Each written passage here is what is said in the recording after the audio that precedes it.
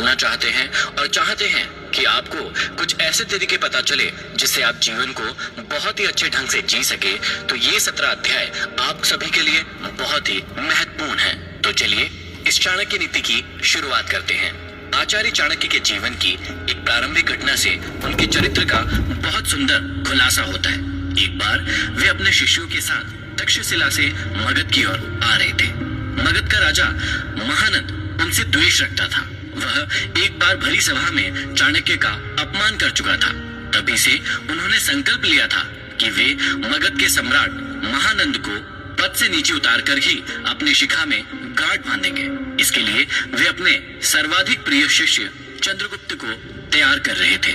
मगध पहुंचने के लिए वे सीधे मार्ग से ना जाकर एक अन्य उबड़ खाबड़ मार्ग से अपना सफर तय कर रहे थे। उस मार्ग में कांटे बहुत थे। तभी उनके पैरों में एक कांटा चुभ गया। वे क्रोध से भर उठे। तत्काल उन्होंने अपने शिष्यों से कहा, उखाड़ फेंको इन नागफनों को, एक भी शेष नहीं रहना चाहिए। उन्होंने तब उन कांटों को ही नहीं उखाड़ा, उन कांटों के वृक्षों की जड़ों में मही डाल दिया ताकि वे दोबारा न उग सके। इस प्रकार वे अपने शत्रु का समूल नाश करने पर ही विश्वास करते थे। वे दूसरों के बनाए गए मार्ग पर चलने में कभी भी विश्वास नहीं करते थे। वे अपने द्वारा बनाए गए मार्ग पर ही चलने में विश्वास करते थे। आशा करता हूँ इन अध्यायों को सुनने के बाद आप भी अपनी जिंदगी में अपने मार्ग खुद तैयार करें, अपने ऊपर विश्वास करें और अपनी जिंदगी में आगे बढ़े।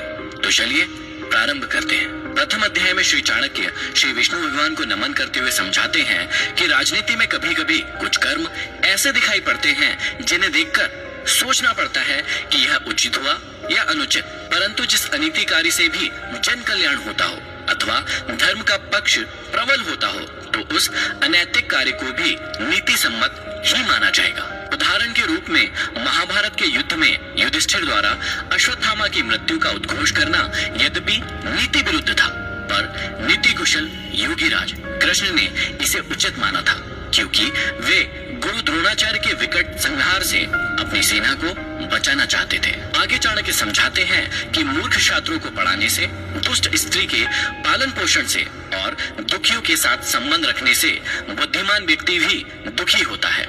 इसका मतलब यह नहीं है कि मूर्ख शिष्यों को कभी उचित उपदेश नहीं देना चाहिए।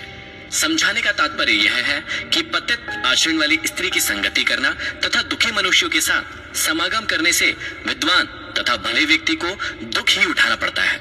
वास्तव में शिक्षा उसी इंसान को दी जानी चाहिए जो सुपात्र हो। जो व्यक्ति बताई गई बातों को ना समझे उसे परामर्श देने से कोई लाभ नहीं है। मूर्ख व्यक्ति को शिक्षा देकर अपना समय ही नष्ट किया जाता है। यदि बात दुखी व्यक्ति के साथ संबंध रखने की है तो दुखी व्यक्ति हर पल अपना ही रोना रोता रहता है। इससे विद्वान व्यक्ति की साधना और एकाग्रता भंग हो जाती है। आगे श्री चाणक्य हमें समझाते हैं कि दुष्ट स्त्री, छल करने वाला मित्र, पलटकर तीखा जवाब देने वाला नौकर तथा जिस घर में सांप रहता हो उस घर में निवास करने वाले गृह स्वामी की मौत में संशय ना करे, वह निश्चित ही मृत्यु को प्राप्त होगा। घर में यदि दुष्ट और दुष्चरित्र वाली पत्नी हो तो उस पति का जीना न जीना बराबर ही है। वह अपमान और लज्जा के बोझ से एक तो वैसे ही मृतक के समान है, ऊपर से उसे सदैव यह भय भी बना रहेगा कि यह स्त्री अपने स्वार्थ के लिए कहीं उसे विष न दे दे। दूसरा, यदि उस गृह स्वामी का मित्र भी दगाबाज हो, धोखा देने वाला हो तो ऐसा मित्र आस्तीन का सांप होता है।